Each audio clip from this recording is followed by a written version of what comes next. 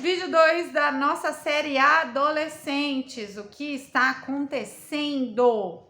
O tema de hoje, gente, é crianças invisíveis. Será que o seu filho é invisível?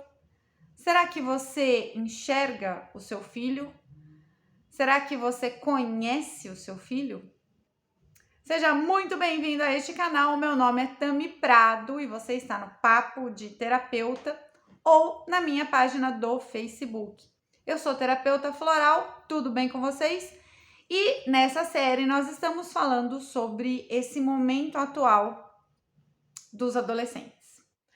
Nós vamos chegar, eu acredito que até no quarto vídeo, nós vamos chegar no tema dos ataques a escolas, enfim, mas eu tô trazendo vários temas que aparecem no meu consultório, tá? Que são motivos, são fatos que acabam levando a esse momento tão delicado que nós estamos vivendo, de violência exacerbada, de agressividade, enfim. Então, vamos começar a destrinchar esse assunto das crianças invisíveis. Será que o seu filho é invisível? Será que você conhece o seu filho? Gente, eu quero começar esse vídeo dizendo que eu não tô aqui para julgar nenhum pai, nenhuma mãe, tá? Esse vídeo, o intuito desse vídeo é apenas abrir os olhos, né? Principalmente dos pais e das mães, para que a gente consiga modificar algo dentro da nossa rotina, dentro da nossa casa, caso isso seja necessário, ok? Então vamos lá, o que são crianças invisíveis? São crianças pré-adolescentes e adolescentes, tá? Que os pais não sabem de fato o que acontece na vida dessa criança. Não sabe as lutas que essa criança passa, não sabe as dificuldades que essa criança tem, não conhece de fato os problemas do filho, tá?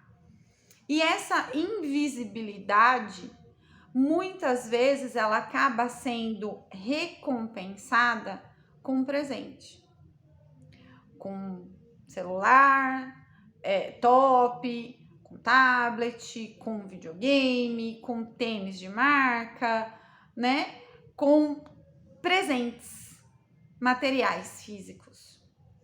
E por quê? Porque na maioria das vezes os pais estão trabalhando demais, estão extremamente ocupados, né? Até para poder dar e manter um determinado padrão de vida para o seu filho. Só que eu tenho alguns casos de crianças invisíveis que apenas um dos filhos é invisível. Vou explicar para vocês. Nós temos casos, por exemplo, de famílias que têm 2 ou 3 filhos, e aí um filho é o filho perfeito, é o filho que tem boas notas, é o filho que tem um bom comportamento, é o filho que se destaca, é o filho que tá sempre na frente, é o filho que vai bem em tudo que faz. Esse é o protagonista. E do lado eu tenho a criança invisível. Eu tenho aquele filho que as notas são medianas, não são nem ruins nem boas. Eu tenho aquele filho que de vez em quando dá uma escorregada no comportamento. Eu tenho aquele filho que não é muito interessado, não é muito engajado em esportes ou em atividades extracurriculares. E a família acaba deixando essa criança meio que de lado por conta do protagonismo do outro filho.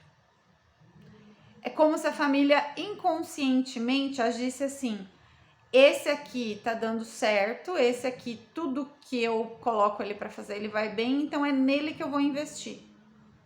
Esse aqui é mediano, não tá muito afim das coisas, então deixa ele ali, entendeu? E aí o que acontece?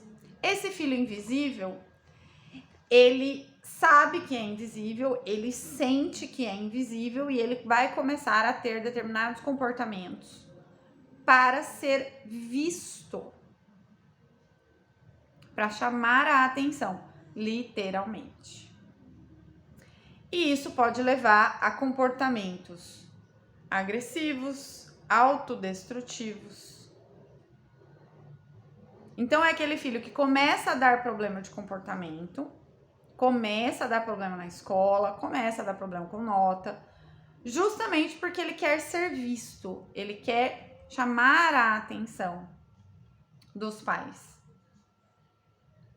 E geralmente funciona, porque quando ele dá trabalho, quando ele tem problemas na escola de comportamento, quando ele tem problema com nota, aí aparentemente ele é notado pela família, mesmo que seja negativamente, mas ele é notado. E é aí que mora o perigo. É quando esse adolescente ou esse pré-adolescente, quando ele entende que ele tem atenção, quando ele se comporta negativamente. Porque daí isso se torna um padrão. Aí sim ele vira o aluno problema, o filho problema, porque ele percebe que é somente desta maneira que ele vai ser notado, que ele vai ter a atenção da família. Tá? Por que uma situação tão complicada? Muitas vezes, gente, quando uma família vem me procurar para atender um pré-adolescente ou um adolescente mais jovem, tipo 13, 14 anos, eu faço uma sessão, uma entrevista com os pais antes de falar com a criança. E muitas vezes eu faço perguntas para os pais, perguntas básicas, que os pais não sabem me responder, tá? Do tipo, o que seu filho gosta de fazer? Eles não sabem. Ah, o meu filho joga videogame, tá? Mas o que ele joga? Que tipo de jogo ele joga? Qual jogo ele joga? Ah, não sei. Que tipo de música o seu filho ouve? Ah, não sei. Então você vê que não há um conhecimento profundo dessa criança. Os pais não conhecem essa criança. Seu filho sofre bullying? Não sei, acho que não. E aí quando eu vou conversar com a criança, com o jovem, eu descubro coisas, detalhes sobre ele, sobre a vida dele, que os pais não têm nem ideia. Muitas vezes a criança sofre bullying, sim. Muitas vezes a criança já sofreu violência na escola e ficou calado. Muitas vezes essa criança ouve músicas que não é para sua idade e os pais nem sabem. Muitas vezes essa criança tem acesso a informações na internet que os pais também não sabem. Muitas vezes essa criança tem sucessos. Isso eu acho que é o mais triste. Gente, ignorem a Maria, ela tá brincando com o bichinho dela. Muitas vezes essas crianças têm sucessos na escola ou no esporte que os pais também não sabem. Ah, o filho foi campeão da Olimpíada de Matemática na escola. Os pais não sabem disso. Às vezes o filho tirou uma nota excelente num determinado trabalho, o pai e a mãe nem sabem disso. Então você vê que é um desconhecimento do próprio filho. E isso é muito comum, infelizmente, principalmente quando acontece uma coisa muito absurda. Por exemplo, como quando acontece um ataque. Geralmente, quando um adolescente comete um ataque na escola, você acompanha as entrevistas dos pais e vocês vão ver que a primeira coisa que o pai e a mãe falam é: meu filho não é assim, meu filho não é um monstro. Eu não sei por que o meu filho fez isso. O meu filho não é assim. Então, é essa invisibilidade que gera esse desconhecimento. Eu super entendo que hoje em dia todo mundo trabalha por muitas horas, a vida não tá fácil para ninguém, né? Tem pai e mãe aí que sai de casa 5 horas da manhã, volta 10 horas da noite, porque mora longe do trabalho, porque demora muito para se locomover, né? De casa para o trabalho, do trabalho para casa, né? E os pais precisam trabalhar, mesmo sendo essa quantidade absurda de horas, porque senão não consegue manter aquele filho, não consegue dar um padrão de vida decente para esse filho. Mas nós precisamos abrir os olhos. É muito sério isso, gente. É muito sério. Tá? Eu vou contar uma coisa pra vocês que aconteceu hoje. Hoje. Eu estava na escola do meu filho, conversando com a diretora, quando entrou um menino, uns 10 anos, 10, 11 anos, tremendo muito, branco, pálido, chorando, dizendo que não estava se sentindo bem, pedindo para ser dispensado da aula, porque ele não estava se sentindo bem.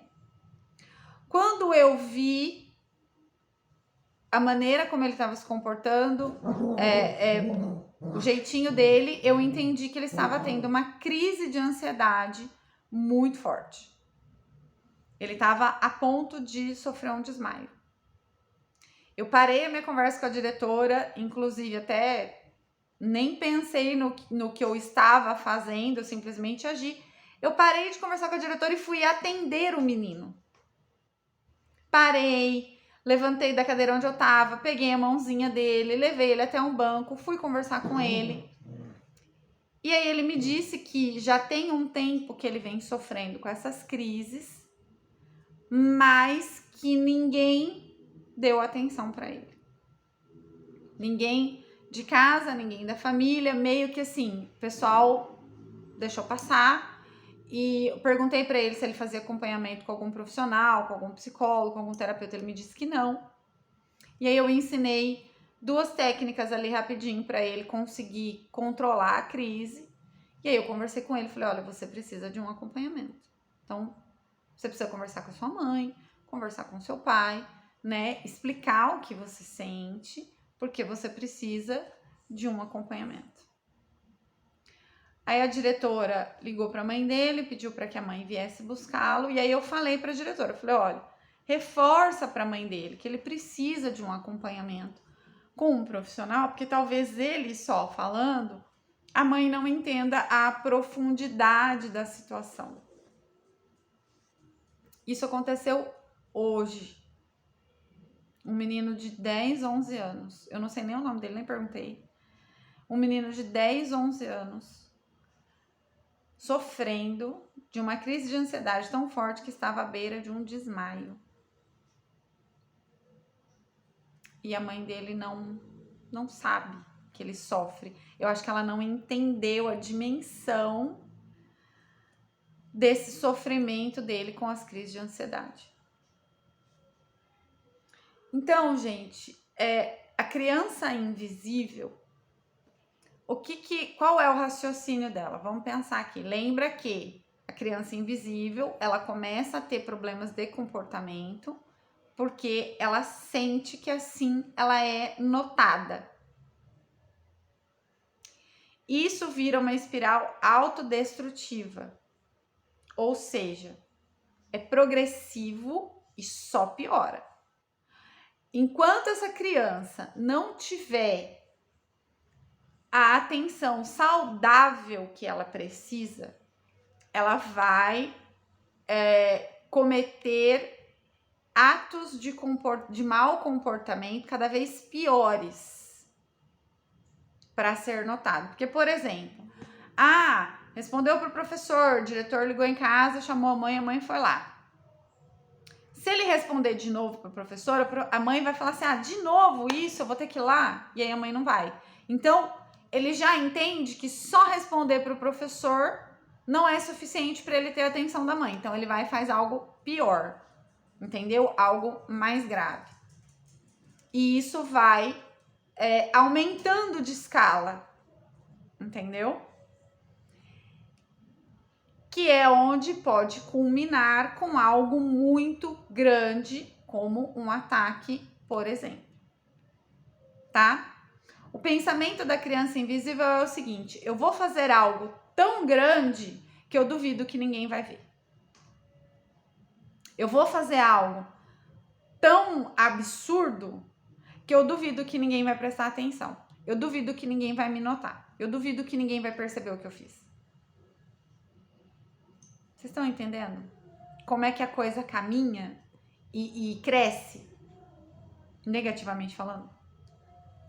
Então, nós precisamos, com urgência, olhar para os nossos jovens, para os nossos filhos, tá?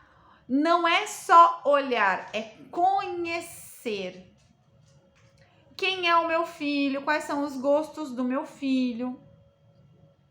Se o meu filho tem alguma dificuldade, se o meu filho sofre bullying, se o meu filho tem algum problema na escola, se o meu filho tem algum déficit em alguma matéria, que ele precisa de ajuda, que ele precisa de um reforço. Que tipo de música o meu filho ouve? Que tipo de jogo, né? Se ele joga, que tipo de jogo o meu filho está jogando? Com quem o meu filho está andando? Quem é esse jovem que vive dentro da minha casa? E se você tem mais de um filho, eu quero que você pare para fazer essa reflexão. Será que eu estou incentivando mais um do que o outro? Será que eu estou dando preferência mais para um do que para o outro? Será que inconscientemente a família não se comporta de uma maneira que alguém ali está se sentindo esquecido? Alguém ali está se sentindo invisível? Será que o meu filho sabe o que eu sinto por ele? Essa é mais pesada. Essa é mais pesada. Por quê? Como eu disse para vocês, eu converso com muitos pais e muitas vezes eu pergunto para os pais: quando foi a última vez que você deu um abraço no seu filho que você disse que você o amava? Não lembro. Ah, em casa a gente não tem esse costume. Ah, mas eu sou mãe dele, é lógico que ele sabe que eu amo. Não, gente. O jovem não sabe que você o ama se você não disser, se você não demonstrar. É engraçado que eu atendo desde crianças pequenas até idosos. E eu atendo muitas pessoas entre 30 e 40 anos, muitos casais, né? Onde a maior queixa dentro desses relacionamentos é a não demonstração de afeto, a não demonstração de carinho. Sabe quando o casamento dá uma esfriada? Cai na rotina? E aí assim, já não se beija mais, não se declara mais. E aí eu percebo, não se elogia mais, né? E aí eu percebo muita queixa dentro desses casais. São adultos de 30, 40 anos, né? Que reclamam porque sentem falta de uma declaração de amor. Sentem falta de uma demonstração de afeto, de carinho. Se você sente falta de uma demonstração de afeto e de carinho numa relação amorosa, adulta, dá onde que as pessoas tiram que as crianças vão deduzir que são amadas se também não tem declaração, se também não tem demonstração de afeto? Vocês estão entendendo? É necessário demonstrar. Abraçar, beijar, dizer que ama, que se importa. Ter um mínimo de tempo com esse adolescente, com esse jovem, para sentar para conversar. O que você tá escutando de música aí? Deixa eu ouvir. Será que eu conheço? Será que eu não conheço? Conversar, gente. Dialogar, se comunicar, sem brigar. Respeitar, sim, a individualidade, o gosto musical, mas orientar. Eu acho que isso aí que você tá escutando não é muito legal para você, não é legal para sua idade.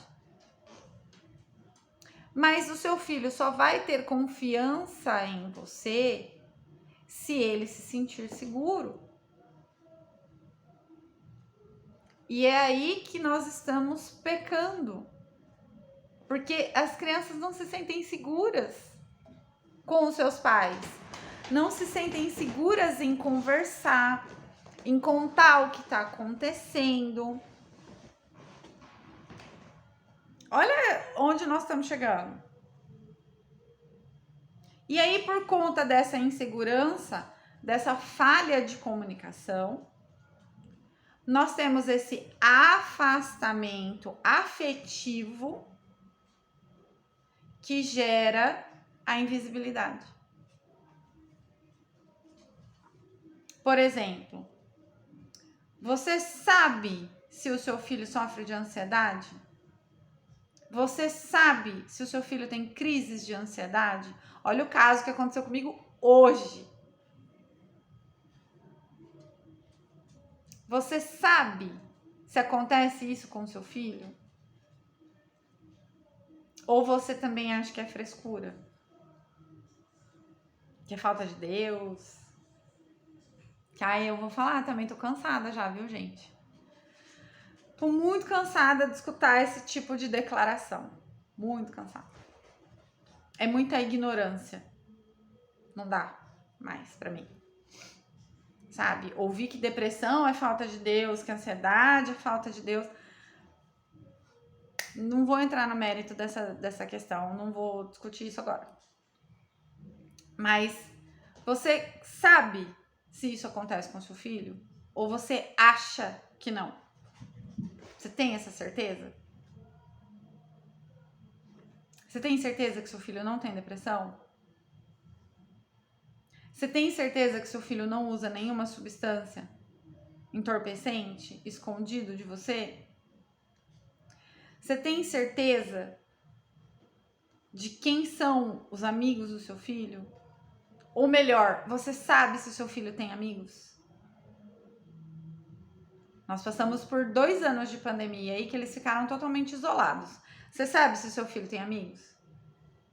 Porque tem muitos deles que não têm amigos. E os pais acham que tem. Aí quando eu vou conversar com a criança, eu descubro que a criança não tem. Gente, eu acho que dentro dessa idade, dessa faixa etária de 10 a 18 anos, tá? Dentro dessa faixa etária de 10 a 18 anos, eu acho que a maior crueldade que pode acontecer com esse jovem é a invisibilidade. É não se sentir acolhido nem dentro de casa.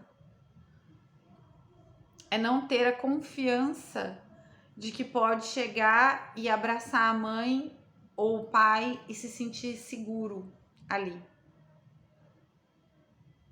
De poder contar as suas dificuldades, os seus problemas, as suas dores, sem ser julgado. Porque também não adianta nada você saber que o seu filho está sofrendo crise de ansiedade e apontar o dedo para ele e falar que é frescura.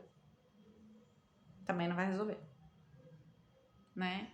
Então, vamos enxergar essas crianças. Vamos olhar para os nossos filhos de verdade. Conhecê-los, acolhê-los, abraçá-los.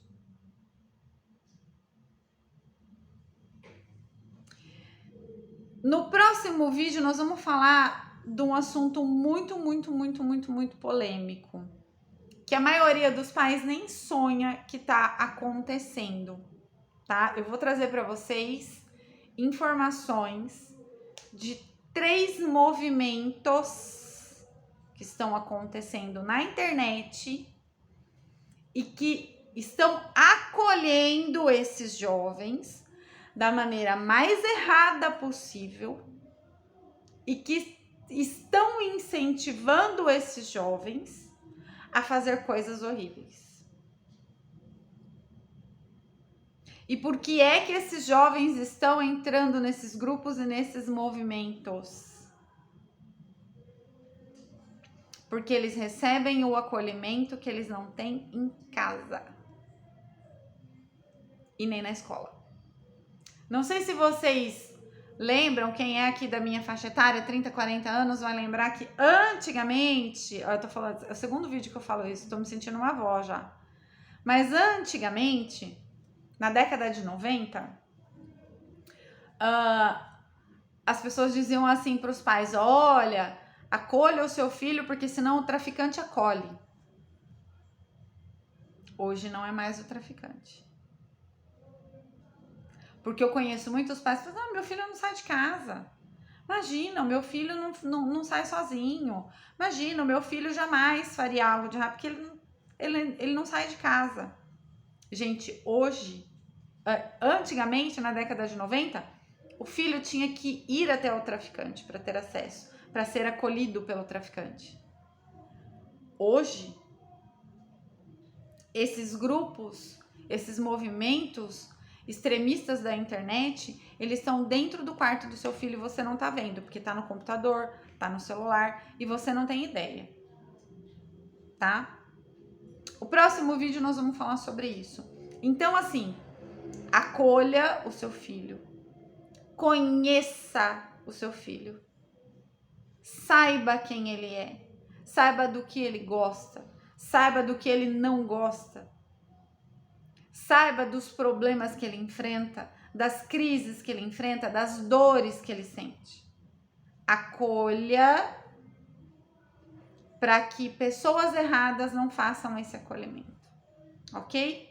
Eu vejo vocês amanhã, se Deus quiser, e eu vou trazer esses movimentos da internet e o que tá rolando, não só no Brasil, como no mundo, na Europa principalmente, né, e no Brasil, para vocês saberem o que é que está acontecendo na internet e o que é que está levando esses adolescentes para o mau caminho. E esse mau caminho, infelizmente, tá na palma da nossa mão, no celular, tá? A gente conversa, a gente se vê no próximo vídeo. Deixa aí o seu comentário, deixa o seu like, se inscreve no canal e me segue aí na página, hein? Beijo pra vocês. Tchau!